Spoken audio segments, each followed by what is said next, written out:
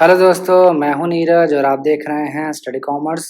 और आज हम इस वीडियो में रिसर्च से रिलेटेड कुछ इंपॉर्टेंट एमसीक्यू डिस्कस करने वाले हैं जो आपके प्रीवियस ईयर एग्जाम में पूछे गए। आप हमारे लेक्चर की पीडीएफ भी डाउनलोड कर सकते हैं। सिर्फ आपको टेलीग्राम ज्वाइन करना है। टेलीग्राम का लिंक आपको डिस्क्रिप्शन में मिल जाएगा, या फिर आप इस दिए गए क्यूआर कोड को स्कैन करके हमें ज्वाइन कर सकते हैं और फ्री पीडीएफ डाउनलोड कर सकते हैं। अब आइए क्वेश्चन डिस्कस करते हैं।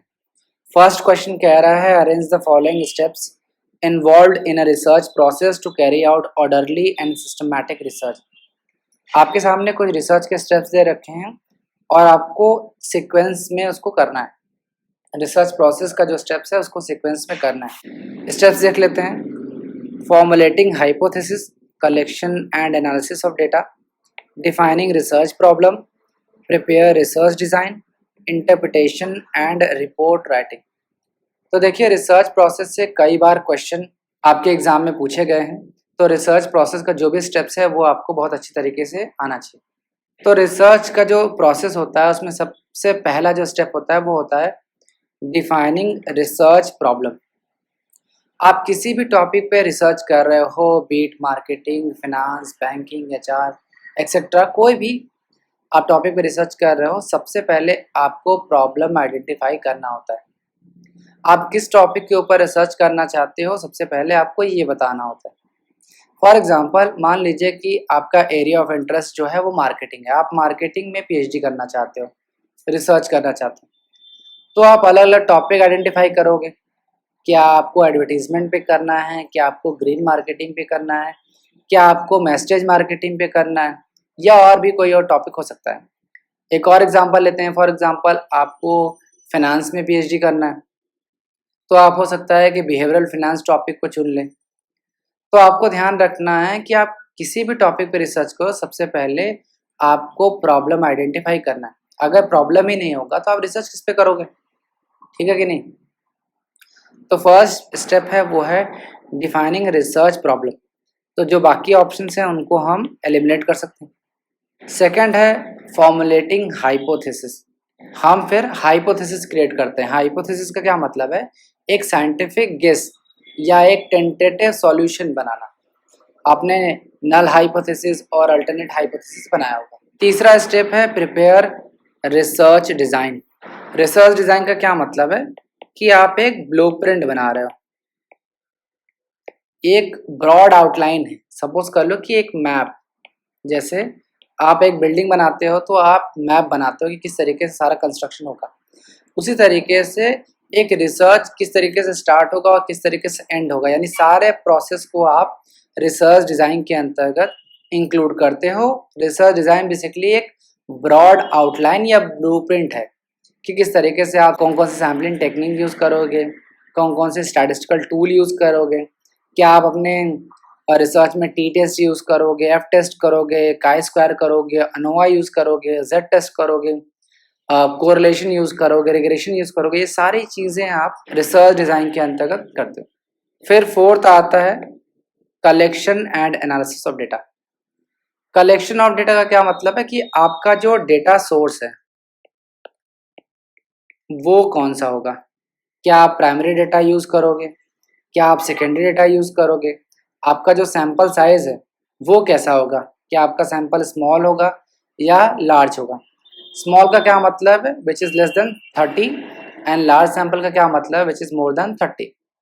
उसके बाद आता है एनालिसिस ऑफ डेटा। आप डिफरेंट जो सॉफ्टवेयर्स हैं उनका इस्तेमाल करके एनालिसिस करोगे। फिर आखिरी स्टेप आता है इंटरप्रिटेशन एंड रिपोर्ट राइटिंग। आप उसको इंटरप्रेट करते हो और रिपोर्ट को लिखते हो। तो यहाँ पे फर्स्ट का करेक्ट आंसर हो जाएगा बी, CADBE। ये आपका रिसर्च का प्रोसेस है। अब यहाँ पे देखिए कुछ और स्टेप्स को इंक्लूड किया जा सकता है, जैसे लिटरेचर रिव्यू। एक दो और स्टेप्स आ सकते हैं, बट जितने भी क्वेश्चंस पास्ट ईयर में दिए गए हैं रिसर्च प्रोसेस से, वो आप एक बार देख लो, क्योंकि ये श्योर शॉर्ट क्वेश्चन है जो हर बार एग्जाम में पूछा जाता है। अब आइए नेक्स्ट क्वेश्चन देखते हैं। आपके सामने दो लिस्ट दे रखा है, लिस्ट 1, लिस्ट 2। लिस्ट 1 में आपको टाइप्स ऑफ टेस्ट के बारे में दे रखा है और दूसरा दे रखा है लिस्ट 2 में सब्जेक्ट मैटर, यानी कि जो भी आप टेस्ट है उसका यूज कहाँ करोगे, यूजेस, या फिर इसको हम बोलते हैं एप्लीकेशन। ठीक है। आपको दिया गया है Kruskal Wallis test, Z test, ANOVA test, chi square test. अब देखिए सबसे पहले अगर मान लीजिए आपको ये सारी चीजें नहीं पता है तो बेसिक आपको तो पता होगा ही कि कौन सा पैरामेट्रिक टेस्ट है, कौन सा नॉन पैरामेट्रिक। जैसे यहाँ पे लिखा है कि क्रुस्कल वॉलेस टेस्ट, जिसको हम एच टेस्ट भी कहते हैं। अब ये है नॉन पैरामेट्रिक, शॉर्ट में मैं नॉन पैरामेट्रिक को एनपी लिख दे रहा हूँ। जेड टेस्ट क्या है? आपका पैरामेट्रिक टेस्ट है। अनोवा क्या है? पैरामेट्रिक टेस्ट है। काई स्क्वायर क्या है? ये आपका नॉन पैरामेट्रिक टेस्ट है। तो देखिए यहाँ पे पैरामेट्रिक, नॉन पैरामेट्रिक, पैरामेट्रिक लिखा हुआ है, तो इस तरीके से आप मैच कर सकते हैं कि कौन सा किससे मैच होगा। अब देखिए काई स्क्वायर को हम बोलते हैं गुडनेस ऑफ फिट, तो डी का हम मैच कर सकते हैं थर्ड। ये हमें अच्छी तरीके से पता है कि काई स्क्वायर जो है वो एक नॉन पैरामेट्रिक टेस्ट है और इसे हम गुडनेस ऑफ फिट कहते हैं। तो डी का थर्ड देख लीजिए किसमें है। डी का थर्ड जिसमें नहीं है उसको आप एलिमिनेट कर लीजिए, तो सेकंड का करेक्ट आंसर हो जाएगा ए। यानी सिर्फ एक ऑप्शन से ही आप जो भी आंसर है वो निकाल ले रहे हैं। इसके अलावा बाकी हम देख लेते हैं। तो क्रुस्कल वॉलेस टेस्ट जो है वो एक नॉन पैरामेट्रिक टेस्ट है जो कि मोर देन 2 पॉपुलेशन ग्रुप को कंपेयर करता है। तो ए का क्या हो जाएगा? सेकंड। ध्यान रखना, मोर देन 2 पॉपुलेशन ग्रुप को कंपेयर करने का काम करता है। नेक्स्ट है अनोवा। अनोवा भी आपका क्रुस्कल वॉलेस टेस्ट की तरह है, लेकिन ये पैरामेट्रिक टेस्ट है। ये भी 2 से अधिक पॉपुलेशन ग्रुप को कंपेयर करने का काम करता है। तो ध्यान रखिएगा कि क्रुस्कल वॉलेस जो है वो नॉन पैरामेट्रिक है और अनोवा जो है वो पैरामेट्रिक है। तो सी का क्या हो जाएगा? ए। ये भी 2 से अधिक पॉपुलेशन ग्रुप को कंपेयर करता है, लेकिन ये पैरामेट्रिक है, ये ध्यान रखना। नेक्स्ट है जेड टेस्ट। जेड टेस्ट को हम मैच करा सकते हैं 4 से, क्योंकि ये टेस्ट करता है difference between mean of 2 samples, और ये सैंपल जो है वो लार्ज होगा। लार्ज का क्या मतलब है? More than 30। इसको इस तरीके से भी लिख सकते हैं, ठीक है। तो सेकंड का करेक्ट आंसर हो जाएगा ए। अब आइए नेक्स्ट क्वेश्चन देखते हैं। आपके सामने 2 स्टेटमेंट दे रखा है और आपको बताना है कि कौन सा स्टेटमेंट सही। स्टेटमेंट 1 कह रहा है the population from which a sample is to be drawn does not constitute a homogeneous group.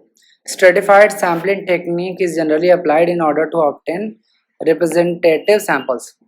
Statement 2 कह रहा है in case of small samples Z test is applied even if the population standard deviation is not available or given. Options देख लेते हैं। Both statement 1 and statement 2 are correct. Both statement 1 and 2 are incorrect. Statement 1 is correct but statement 2 is incorrect. Statement 1 is incorrect but statement 2 is correct. तो एक बार दोनों जो statement है उसको evaluate कर लेते हैं। पहला कह रहा है the population from which a sample is to be drawn does not constitute homogeneous group. Statement 1 कह रहा है कि अगर आपका पॉपुलेशन जो है वो होमोजीनस नहीं है तो हम स्ट्रेटिफाइड सैम्पलिंग का इस्तेमाल करते हैं। तो मैंने आपको सैम्पलिंग टेक्निक है उस वीडियो में मैंने आपको बताया था कि अगर आपका पॉपुलेशन जो है होमोजीनस नहीं है तो इसका क्या मतलब है कि पॉपुलेशन आपका हेट्रोजीनस है। और हेट्रोजीनस के केस में मैंने आपको बताया था कि आप स्ट्रेटिफाइड सैम्पलिंग टेक्निक का इस्तेमाल करेंगे, ठीक है। तो ये स्टेटमेंट सही हो जाता है। यहाँ पे एक और चीज़ ध्यान रखना कि जब आपका पॉपुलेशन हेट्रोजीनस है तो स्ट्रेटिफाइड यूज़ करेंगे, और अगर मान लेते हैं कि हमारा जो पॉपुलेशन है वो होमोजीनस है, तो यहाँ पे हम सिंपल रैंडम सैम्पलिंग का इस्तेमाल करेंगे।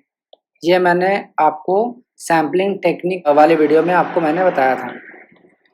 ये 2 इंपॉर्टेंट चीज़ है वो नोट कर लो। अगर हेट्रोजीनस है तो स्ट्रेटिफाइड सैम्पलिंग टेक्निक इस्तेमाल करेंगे, और होमोजीनस है तो सिंपल रैंडम टेक्निक का इस्तेमाल हम करेंगे। तो इस तरीके से स्टेटमेंट 1 करेक्ट हो गया। स्टेटमेंट 2 देख लेते हैं। इन केस ऑफ स्मॉल सैंपल, अगर सैंपल जो है वो लेस देन 30 है तो हम जेड टेस्ट अप्लाई करेंगे even if the population standard deviation is not available. अगर आपका स्टैंडर्ड डेविएशन जो है वो अननोन है और सैंपल साइज जो है वो स्मॉल है तो हम क्या यहाँ पे जेड टेस्ट यूज करेंगे। ये स्टेटमेंट जो है वो इनकरेक्ट है। क्यों इनकरेक्ट है? क्योंकि मैंने आपको जेड टेस्ट का जो कंडीशन है वो बताया था, और टी टेस्ट का जो कंडीशन है वो भी बताया था कि कब हम टी टेस्ट यूज करेंगे और कब हम जेड टेस्ट यूज करेंगे। सबसे पहले देख लेते हैं कि टी टेस्ट कब यूज करते हैं। इसके दो कंडीशन है। पहला दिया गया है कि स्टैंडर्ड डेविएशन जो है वो आपका अननोन होना चाहिए और जो सैंपल साइज है वो स्मॉल होना चाहिए।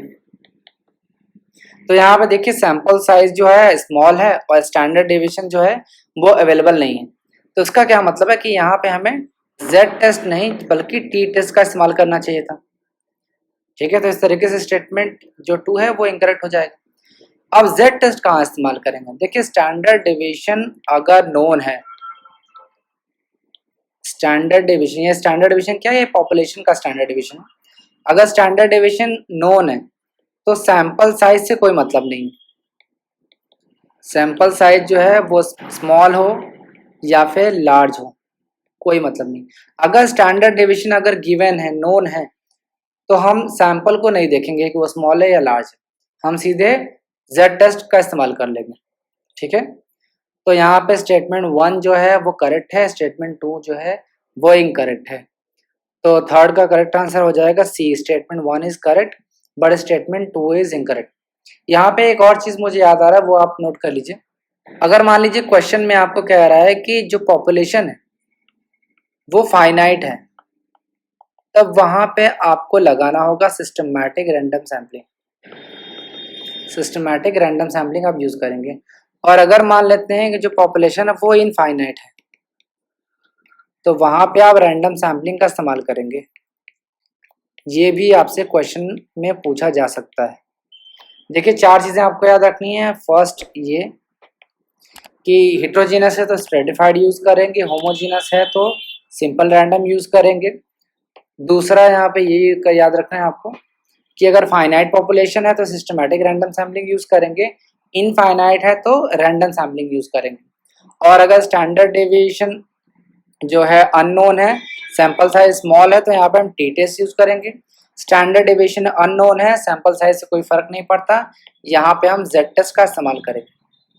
ये छोटी छोटी चीजें एग्जाम में आपको 2 मार्क्स दिला सकती हैं, तो इस चीज को बहुत ध्यान से समझ लेना। अब आइए नेक्स्ट क्वेश्चन देखते हैं। फिर से आपके सामने 2 स्टेटमेंट दे रखा है और आपको बताना है कि कौन सा स्टेटमेंट करेक्ट है। स्टेटमेंट 1 कह रहा है snowball sampling is a type of random sampling. Statement 2 कह रहा है snowball sampling is helpful when participant belong to hard to reach group. एक बार ऑप्शन देख लेते हैं। Both statement 1 and statement 2 are correct. Both statement 1 and statement 2 are incorrect. Statement 1 is correct but statement 2 is incorrect. Statement 1 is incorrect but statement 2 is correct.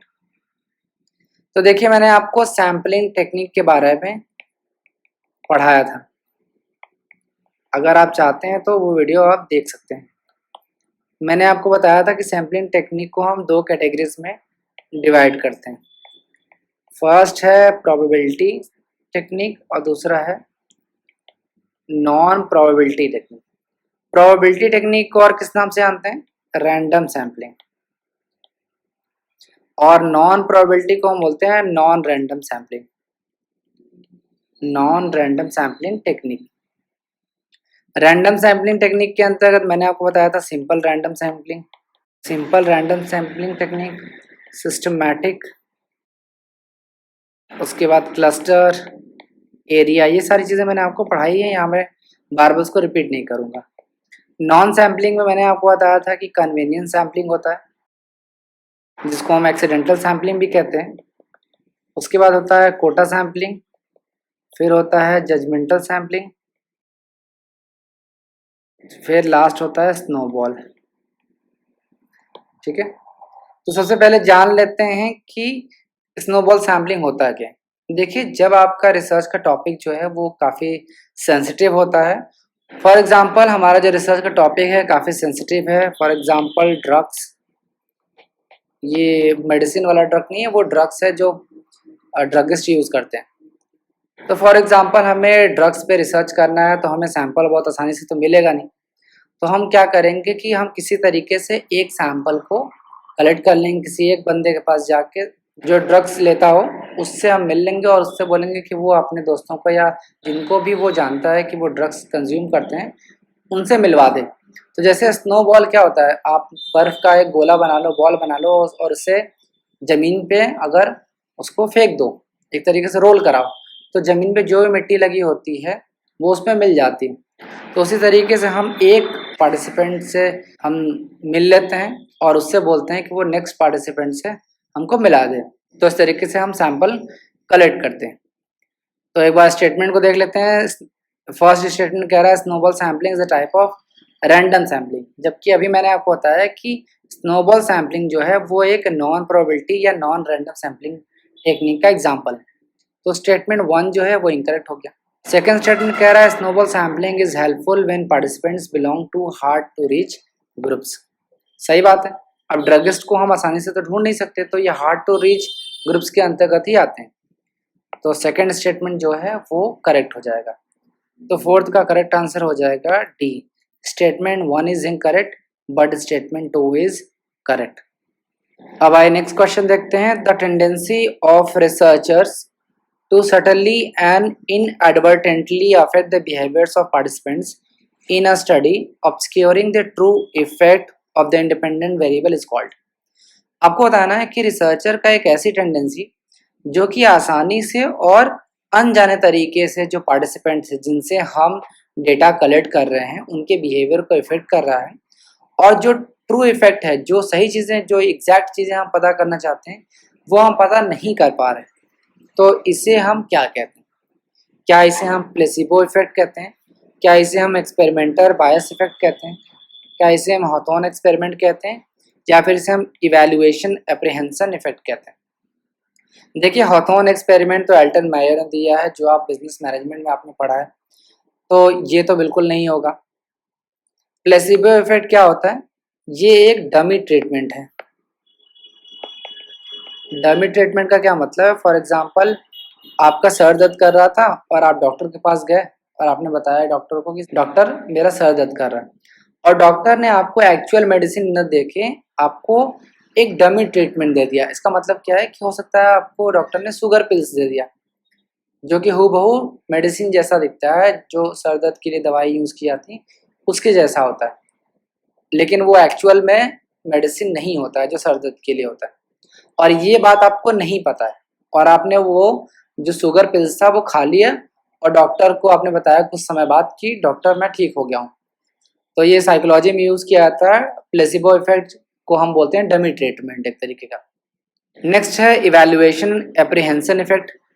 Evaluation apprehension effect को दिया है Nicholas ने, Nicholas D Cottrell. इन्होंने in the year 1972 में evaluation apprehension effect के बारे में बताया। इन्होंने ये बोला कि जो भी पर्सन सोसाइटी में रहता है उसे कुछ सोशल रिवॉर्ड्स मिलता है और कुछ पनिशमेंट मिलता है। सोशल रिवॉर्ड का क्या मतलब है? अप्रूवल। जैसे मान लीजिए आप किसी ग्रुप में हैं तो कुछ लोग आपको उस ग्रुप में पसंद करते होंगे, आपको चाहते होंगे कि आप उस ग्रुप में रहें, और कुछ लोग हैं वो आपको ग्रुप से बाहर रखना चाहते होंगे। तो सोशल रिवॉर्ड का क्या मतलब है? अप्रूवल। और पनिशमेंट का क्या मतलब है? डिसअप्रूवल। तो इवैल्यूएशन एप्रीहेंसिव इफेक्ट में ये बताया गया कि जो भी सोशल रिवॉर्ड और पनिशमेंट किसी पर्सन को मिलता है वो दूसरों के इवैल्यूएशन के बेसिस पे मिलता है।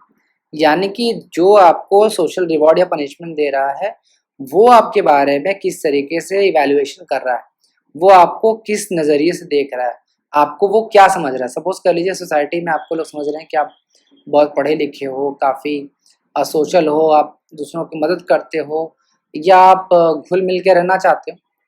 तो ये सोशल रिवॉर्ड आपकी खुद के बिहेवियर पे नहीं मिल रहा है, वो जो लोग आपको इस तरीके से सोशल रिवॉर्ड दे रहे हैं वो उनके इवैल्यूएशन के बेसिस पे मिल रहा है। तो इसे हम इवैल्यूएशन एप्रीहेंसिव इफेक्ट कहते हैं। सेकंड बात करते हैं एक्सपेरिमेंटर बायस इफेक्ट। जब भी हम रिसर्च करते हैं तो रिसर्च प्रोसेस के दौरान जो भी ह्यूमन एरर होता है उसे हम एक्सपेरिमेंटर बायस इफेक्ट कहते हैं। एक्सपेरिमेंटर कौन होता है? जो रिसर्चर, जो भी रिसर्चर है, अगर उसके वजह से, उसके बायस की वजह से हमारा जो आउटकम है, जो ट्रू आउटकम वो नहीं मिलता है, और जो पार्टिसिपेंट हैं उनका बिहेवियर चेंज हो जाता है, तो इसे हम एक्सपेरिमेंट बायस कहते हैं। ध्यान रखना, it occurs because of behaviour of researcher. जो रिसर्चर है उसके बिहेवियर की वजह से ये सारी चीज़ें होती हैं। तो यहाँ फिफ्थ का करेक्ट आंसर हो जाएगा बी, एक्सपेरिमेंटल बायस इफेक्ट। अब आते हैं नेक्स्ट क्वेश्चन पे। Arrange the following components of a research paper written in APA style in correct order. आप एक रिसर्च पेपर लिख रहे हो और स्टाइल जो है, जो साइटेशन स्टाइल है वो क्या है, एपीए स्टाइल। एपीए स्टाइल का क्या मतलब है, अमेरिकन साइकोलॉजिकल एसोसिएशन, ये एक साइटेशन स्टाइल का नाम।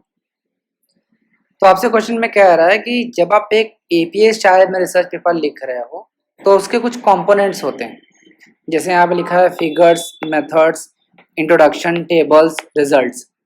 अब आपको इनको करेक्ट ऑर्डर में करना है, इनको करेक्ट सीक्वेंस में करना है। ये आपके सामने ऑप्शंस दिए गए। तो देखिए, जब भी आप थीसिस लिखते हो तो उसका जो फॉर्मेट होता है वो पहले से ही प्रिस्क्राइब होता है, पहले से सेट होता है, और उसी फॉर्मेट में ही आपको थीसिस लिखना होता है। उसी तरीके से जब आप रिसर्च पेपर लिखते हो तो आपको कुछ स्टाइल दिया गया होता है, चाहे एपीए स्टाइल हो, चाहे आपका हार्वर्ड स्टाइल हो, या कोई भी स्टाइल हो, आपको उस स्टाइल में ही रिसर्च पेपर लिखना होता है। जैसे यहाँ पे लिखा गया है कि आपको रिसर्च पेपर लिखना है बट एपीए स्टाइल में लिखना है, तो एपीए स्टाइल में जो भी कंपोनेंट्स होंगे उनको एक सीक्वेंस ऑर्डर में आपको करना है। तो यहाँ पे मैं आपको वो ऑर्डर बता दे रहा हूँ। सबसे पहले आपको लिखना होता है टाइटल पेज। फर्स्ट पेज जो होता है वो आपका टाइटल पेज होता है, क्योंकि जो भी रिसर्च पेपर का जो आपका टॉपिक है, जो टाइटल है, वो आप इस पेज पे लिखते हो। सेकंड होता है एब्स्ट्रैक्ट। एब्स्ट्रैक्ट का क्या मतलब है कि summary of the research paper, जो भी आपने रिसर्च किया है उसका समरी लिखना है आपको। और एक चीज़ और ध्यान रखना कि जो टाइटल है वो 10 से 12 वर्ड्स के बीच में होना चाहिए, थोड़ा बहुत वेरी कर सकता है। और जो एब्स्ट्रैक्ट है वो 120 वर्ड्स के अंदर ही होना चाहिए, चूँकि समरी है। तीसरा होता है इंट्रोडक्शन। इंट्रोडक्शन का क्या मतलब है, यहाँ पे आप बेसिक इंट्रोडक्शन दे रहे हो अपने रिसर्च के बारे में। फोर्थ होता है मेथड्स। मेथड्स का क्या मतलब है, इसमें आप कौन कौन से पार्टिसिपेंट्स को इंक्लूड करेंगे, कौन कौन से मटेरियल को यूज़ करेंगे, प्रोसीजर सेक्शन जो है वो सारी चीज़ें यहाँ पे नोट की जाती हैं। फिफ्थ होता है रिजल्ट्स। रिजल्ट्स का क्या मतलब है, जो आपका आउटकम आया। सिक्स आता है टेबल्स। टेबल में आप क्या करते हो, जो भी डेटा होता है उसको टेबल के फॉर्म में शो करते हो। तो यहाँ पे डेटा को आप टेबल्स के फॉर्म में शो करते हो। नेक्स्ट आता है फिगर्स। फिगर्स का क्या मतलब है कि जो भी डेटा है उसको आप ग्राफ के फॉर्म में शो कर रहे हो। एट्थ आता है डिस्कशन। डिस्कशन का क्या मतलब है कि आप जो भी अभी तक रिसर्च किया उसको आप यहाँ पे डिस्कस करते हो। ये एक इंट्रोडक्शन का एक रिवर्स स्टेप होता है। नाइन्थ होता है रेफरेंसेस। रेफरेंसेस में आप रेफरेंसेस देते हो, और जो भी रेफरेंसेस देते हो वो अल्फ़ाबेटिकल फॉर्म में होता है। Alphabetical listing of references alphabetical form में होता है, यानी ABCD इस तरीके से आप करते हो। यहाँ पर ध्यान रखना है कि जो भी फिगर्स और टेबल आप यूज़ कर रहे हो वो एक से अधिक हो सकता है, यानी एक से अधिक आप टेबल यूज़ कर सकते हो, एक से अधिक आप फिगर्स को यूज़ कर सकते हो। इसके अलावा भी कुछ जनरल फॉर्मेटिंग रूल्स हैं, मतलब किस फॉर्मेट में आपको लिखना है। जैसे यहाँ पे लिखा गया है कि इंट्रोडक्शन, मेथड्स, रिजल्ट और डिस्कशन, इसको आप सिंगल पेज में करोगे, यहाँ पे कोई भी पेज ब्रेक नहीं होगा, ठीक है। और जो जितना भी रिसर्च पेपर आप लिखते हो वो सारी चीज़ें पास्ट टेंस में होना चाहिए। ये छोटी छोटी चीज़ें हैं। इसके अलावा जो साइज है वो होना चाहिए 12 पॉइंट फॉन्ट में, यानी जो फॉन्ट का साइज है वो 12 होना चाहिए। इसके अलावा कुछ और चीज़ें हैं, जैसे जो मार्जिन है वो 1 इंच का होना चाहिए। जो भी चारों तरफ से जो मार्जिन है वो 1 इंचेस का होना चाहिए। और भी बहुत सारी चीज़ें हैं जो आपको रिसर्च पेपर लिखते समय आपको समझ में आएंगी। तो यहाँ पर एक तरीके से सारे कंपोनेंट्स को कर लेते हैं। सबसे पहले है इंट्रोडक्शन, तो यानी सी होगा, सी सारे में दिया गया, आप ऐसे ही गेस कर सकते थे। फिर है मेथड्स, नेक्स्ट है रिजल्ट, फिर है टेबल्स और आखिरी में है फिगर्स। तो 6 का करेक्ट आंसर हो जाएगा बी। उम्मीद है आपको ये सारी चीज़ें समझ में आई होंगी। अब आइए नेक्स्ट क्वेश्चन देखते हैं। A scale that measures a fair sample of the task and skills actually needed for the job in question is known as। आपने एक स्केल बनाया है जो ये मेजर करता है कि एक पर्टिकुलर जॉब को करने के लिए कौन कौन से टास्क और स्किल्स की ज़रूरत है, और उस क्वेश्चंस में आपने सारे चीज़ों को इंक्लूड किया, फेयर सैंपल को इंक्लूड किया है। आपको बताना है कि इसे हम क्या कहते हैं। क्या इसे हम टेस्ट वैलिडिटी कहते हैं, क्या इसे हम क्राइटेरियन वैलिडिटी कहते हैं, क्या इसे हम कंटेंट वैलिडिटी कहते हैं, या फिर इसे हम कंस्ट्रक्ट वैलिडिटी कहते हैं। देखिए ये सारी चीज़ आपको तब समझ में आएंगी जब आपको वैलिडिटी समझ में आएगी। तो सबसे पहले जान लेते हैं कि वैलिडिटी क्या है। वैलिडिटी जो शब्द है वो बना है वैलिड से। वैलिड का क्या मतलब है? जो साउंड है, जो सही है। आप जो मेजर करना चाहते हो, अगर आप वही मेजर करते हो तो उसे हम बोलेंगे कि ये वैलिडिटी है इसकी। जैसे यहाँ पे फर्स्ट लिखा है टेस्ट वैलिडिटी। टेस्ट वैलिडिटी क्या है? आप कितने एक्यूरेटली मेजर करते हो जो आप मेजर करना चाहते हो, तो उसे हम टेस्ट वैलिडिटी कहते हैं। ठीक है। नेक्स्ट है क्राइटेरिया वैलिडिटी। क्राइटेरिया वैलिडिटी क्या मतलब? क्राइटेरिया क्या मतलब होता है? स्टैंडर्ड्स। तो जो भी आपने टेस्ट बनाया है क्या वो स्टैंडर्डाइज्ड है या नहीं, ये आपको बताता है क्राइटेरियन वैलिडिटी। फॉर एग्जाम्पल आपने जो भी टेस्ट बनाया है वो किस स्टैंडर्ड पे है, ये हम क्राइटेरियन वैलिडिटी के अंतर्गत देखते हैं। अगर आपका जो टेस्ट है वो स्टैंडर्ड पे है तो हम कहेंगे क्राइटेरियन वैलिडिटी है। स्टैंडर्ड पे नहीं है तो क्राइटेरियन वैलिडिटी नहीं। फॉर एग्जाम्पल एक रिसर्चर ने एक टेस्ट बनाया और वो उस टेस्ट से स्टूडेंट्स के आईक्यू को टेस्ट करना चाहता है। ठीक है। फॉर एग्जाम्पल एक रिसर्चर ने एक टेस्ट बनाया किसी स्टूडेंट का आईक्यू टेस्ट करने के लिए। तो रिसर्चर ने एक बच्चे का आईक्यू टेस्ट किया और टेस्ट में जो रिजल्ट आया वो हाई आया, यानी जो बच्चा है वो काफ़ी इंटेलिजेंट है, हाई आईक्यू का है। तो अब हम क्या करेंगे कि अगर बच्चे का आईक्यू अच्छा है, ज़्यादा ब्रिलियंट है, तो उस बच्चे का हम स्कूल में परफॉर्मेंस भी टेस्ट कर सकते हैं। आप सोचो कि अगर कोई बच्चा है उसका आईक्यू जो है वो हाई, यानी वो ब्रिलियंट है, अच्छा है, तो स्कूल में उसकी परफॉर्मेंस भी अच्छी होनी चाहिए। लेकिन अगर जो रिसर्चर है वो स्कूल जाता है और उसके परफॉर्मेंस को देखता है और वहाँ पता चलता है कि वो बच्चा पढ़ने में अच्छा नहीं, तो उसका मतलब क्या है कि जो आपने स्टैंडर्डाइज टेस्ट बनाया था वो सही नहीं है। क्योंकि देखिए there has to be correlation, correlation होना चाहिए, क्योंकि अगर आपने जो टेस्ट बनाया है उसमें रिजल्ट हाई आता है तो उसका मतलब उसको हम अगर करंट में टेस्ट करना चाहें तो वो भी सही आना चाहिए। तो अगर ऐसा नहीं होता है तो क्राइटेरियन वैलिडिटी नहीं होगा। अब ये देखिए कि जो स्टैंडर्डाइज जो टेस्ट है, जो आपकी टेस्ट स्टैंडर्ड है, उसको कैसे आप मेजर करें। आपने एक नया टेस्ट बनाया, अब उसको एग्जिस्टिंग टेस्ट से कंपेयर करो।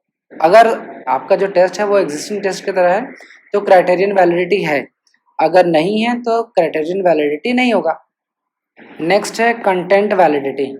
कंटेंट वैलिडिटी का क्या मतलब है? जो भी एलिमेंट्स हैं रिसर्च के या फिर जो भी रेलेवेंट पार्ट्स हैं वो आपने इंक्लूड किए हैं कि नहीं किए हैं रिसर्च में, ये बताता है कंटेंट वैलिडिटी। फॉर एग्जांपल आप सभी ने डीएल टेस्ट दिया होगा, ड्राइविंग लाइसेंस टेस्ट। उसमें क्या चेक किया था? आपका थियोरेटिकल नॉलेज चेक किया था कि आपको ट्रैफिक रूल्स के बारे में पता है या नहीं पता। तो सपोज कह लीजिए कि उस टेस्ट में हमने ड्राइविंग जो ट्रैफिक रूल्स है उसके अलावा कुछ चीज़ें पूछ ली, तो ये हमारा जो कंटेंट है, जो एलिमेंट है, क्या वो सही होगा? नहीं होगा। उसी तरीके से जब आप सपोज करो कि नेट का पेपर दे रहे हो तो उसमें मान लीजिए किसी और टॉपिक से क्वेश्चन पूछ लिया, साइकोलॉजी से क्वेश्चन पूछ लिया था, तो जो क्वेश्चन है जो जिसको हम यहाँ पे कंटेंट या एलिमेंट कह रहे हैं, क्या वो वैलिड होगा? नहीं होगा। समझ रहे हो कि नहीं? तो इसे हम कंटेंट वैलिडिटी कहते हैं। लास्ट है कंस्ट्रक्ट वैलिडिटी। कंस्ट्रक्ट वैलिडिटी का क्या मतलब है? निर्माण वैधता। जो भी आपने आइडिया सोचा है, जो भी आपने थ्योरी बनाया है, क्या वो सही है? फॉर एग्जांपल एक रिसर्चर जो है वो मैथ टेस्ट लेना चाहता है, क्लास 5th के बच्चे का मैथ टेस्ट लेना चाहता है। इसने ये सोचा है कि क्लास 5th के बच्चों का हम मैथ टेस्ट लेंगे। तो मैथ टेस्ट में वो क्या लेगा? बेसिक जो मैथमेटिकल जो क्वेश्चंस हैं वही लेगा।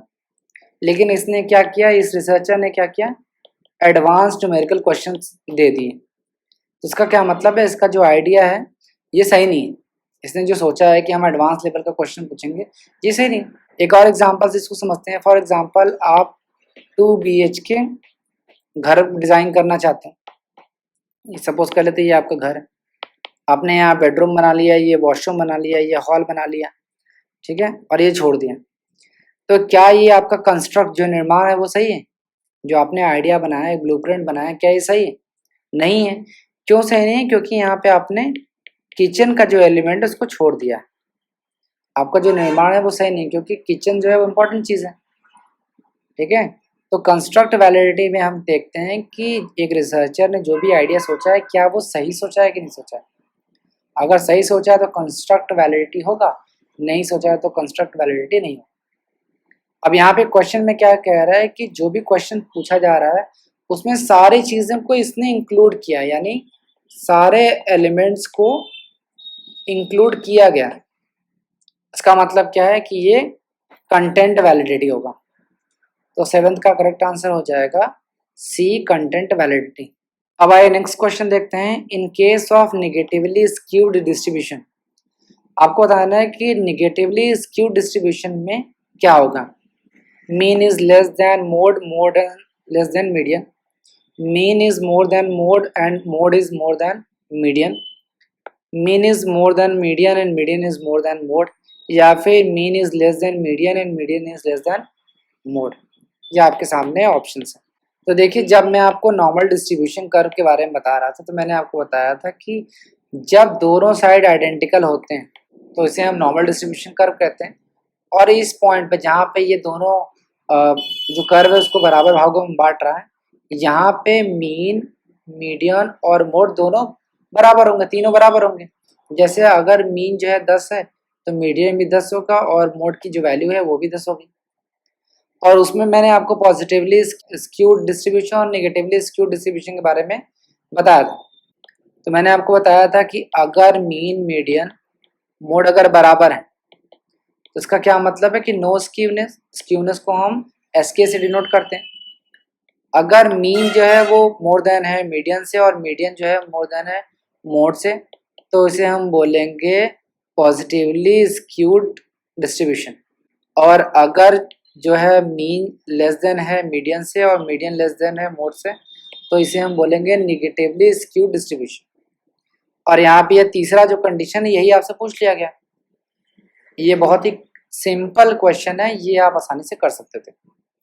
तो 8th का करेक्ट आंसर हो जाएगा D, mean is less than median and median is less than mode. यहाँ पे मैंने सिंबल का इस्तेमाल किया है, उसने मीन को पूरा लिख दिया है। तो 8th का करेक्ट आंसर हो जाएगा डी। अब आइए आज का लास्ट क्वेश्चन देखते हैं। The extent to which a measure yields the same scores across different times, group of peoples or versions of the instrument is called। आपको बताना है कि जब एक रिसर्चर जो है वो अलग अलग समय पे जो अपना टेस्ट करता है, अलग अलग लोगों के द्वारा टेस्ट किया जाता है, अलग अलग मेथड्स का इस्तेमाल करके जब टेस्ट करता है तो सेम स्कोर्स आता है, यानी सेम रिजल्ट आ रहा है। इसे हम बोल सकते हैं सेम रिजल्ट, ठीक है। अलग अलग तरीकों से जब वो रिसर्च कर रहा है, अलग अलग लोगों द्वारा रिसर्च किया जा रहा है, अलग अलग समय पे भी किया जा रहा है, तो सेम रिजल्ट आ रहा है। तो इसे हम क्या कहें? क्या इसे हम रिलायबिलिटी कहेंगे, क्या इसे हम कंटेंट वैलिडिटी कहेंगे, क्या इसे हम कंस्ट्रक्ट वैलिडिटी कहेंगे, या फिर इसे हम प्रिडिक्टिव वैलिडिटी कहेंगे? तो देखिए, कंटेंट वैलिडिटी के बारे में मैंने आपको अभी बता दिया था, तो ये कंटेंट वैलिडिटी नहीं होगा। कंस्ट्रक्ट वैलिडिटी के बारे में मैंने आपको बता दिया, तो ये भी नहीं होगा। प्रिडिक्टिव वैलिडिटी देखते हैं।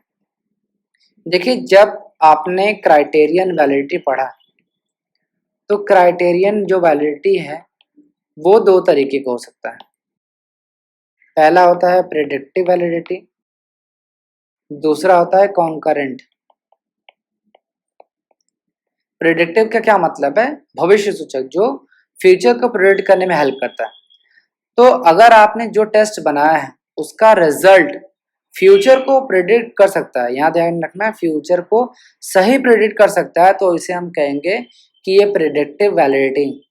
फॉर एग्जाम्पल, अगर हम ये कहते हैं कि जो भी बच्चे हैं वो जेआरएफ क्वालिफाई कर देते हैं, वो फ्यूचर में एक अच्छे टीचर बनेंगे, यानी हम आज के रिजल्ट के बेसिस पे फ्यूचर को सही प्रिडिक्ट कर पा रहे हैं, तो इसे हम प्रिडिक्टिव वैलिडिटी कहते हैं। फॉर एग्जांपल, आपने देखा होगा कि जो दिल्ली यूनिवर्सिटी है या बीएचयू है या जो बड़े इंस्टीट्यूट्स हैं, वहाँ पे हम ये कहते हैं कि जो बच्चे एंट्रेंस क्वालिफाई कर लेते हैं वो उनका स्कोर भी अच्छा होगा, कहते हैं कि नहीं? तो इसे हम प्रिडिक्टिव वैलिडिटी कहते हैं। दूसरा होता है कॉन्करेंट वैलिडिटी। कॉन्करेंट का क्या मतलब है? समावर्ती, जो कि सेम टाइम पे हो। ठीक है, अगर कोई रिसर्चर है किसी स्टूडेंट का आईक्यू टेस्ट लेता है और टेस्ट में ये आता है कि उसका आईक्यू जो है वो हाई है, वो काफ़ी ब्रिलियंट है, तो हम स्कूल में भी जाके ये पता कर सकते हैं ना कि क्या वो बच्चा वीक है या स्ट्रांग है। अगर सपोज कर लेते हैं कि वो स्ट्रांग नहीं है, वीक है, क्लास में पढ़ने लिखने में बहुत कमज़ोर है, तो यहाँ हम कह सकते हैं कि यहाँ पे कॉन्करेंट वैलिडिटी नहीं है। अगर वो तेज़ है, आज के टाइम पे सेम टाइम पे हम टेस्ट कर सकते हैं, तो हम कहेंगे कि कंकरेंट वैलिडिटी यहाँ पे है। तो क्राइटेरियन वैलिडिटी दो तरीके की होती है, प्रिडिक्टिव वैलिडिटी और कॉन्करेंट वैलिडिटी, ये आप समझ लो। अब बात करते हैं रिलायबिलिटी की। रिलायबिलिटी का क्या मतलब है कि क्या आपका रिसर्च जो है वो रिपीटेबल है कि नहीं, क्या आप उसे रिपीट कर सकते हैं? जो भी आप रिसर्च कर रहे हो, क्या आप उसको रिपीट कर सकते हो? और रिपीट करने का जो आउटकम है वो सेम आना चाहिए। एक मैं आपको लेमन लैंग्वेज में समझाता हूँ। फॉर एग्जांपल, आप सबने ब्लड टेस्ट कराया होगा। ब्लड टेस्ट जो ग्रुप टेस्ट होता है कि आपका ब्लड ग्रुप क्या है, तो ब्लड ग्रुप टेस्ट अगर आप कराओ, जैसे मेरा है बी पॉजिटिव, मेरा ब्लड ग्रुप है वो है बी पॉजिटिव, तो मैंने एक बार टेस्ट कराया, वो बी पॉजिटिव आया। तो अगर मान लीजिए मैंने आज के डेट पे कराया, सपोज कर लेते हैं ये 6 जून है 2023, हाइपोथेटिकल एग्जांपल दे रहा हूँ। अगर मान लीजिए मैं 2024 में कराता हूँ, तो क्या मेरा ब्लड ग्रुप जो है वो चेंज हो जाएगा? नहीं होगा, ब्लड ग्रुप फिर भी बी पॉजिटिव आएगा। अलग अलग लोगों के द्वारा, यानी अलग अलग रिसर्चर्स के थ्रू, अलग अलग जो हॉस्पिटल में लोग हैं उनके द्वारा करा रहा हूँ, तो भी मेरा बी पॉजिटिव आएगा। अलग अलग इंस्ट्रूमेंट के थ्रू, अलग अलग मेथड्स के थ्रू करा रहा हूँ, तो भी मेरा बी पॉजिटिव आएगा। तो रिलायबिलिटी का क्या मतलब है कि इज द रिसर्च रिपीटेबल, क्या आपका रिसर्च जो है वो रिपीट किया जा सकता है? कैसे? जब आप आउटकम देखेंगे, जब आपका आउटकम जो सेम आएगा। और ये आउटकम कैसे आ रहा है? क्योंकि आप रीटेस्ट कर रहे हो। ठीक है, आप बार बार टेस्ट कर रहे हो, उसके वजह से आपका जो रिजल्ट है वो सेम आ रहा है, तो उसे हम कहेंगे रिलायबिलिटी। तो 9th का करेक्ट आंसर हो जाएगा रिलायबिलिटी, क्योंकि यहाँ पे कह रहा है कि सेम स्कोर्स आ रहा है अलग अलग समय पे, अलग अलग लोगों के द्वारा, और अलग अलग वर्जन्स का इस्तेमाल करने पे भी सेम रिजल्ट आ रहा है, तो इसे हम कहेंगे रिलायबिलिटी।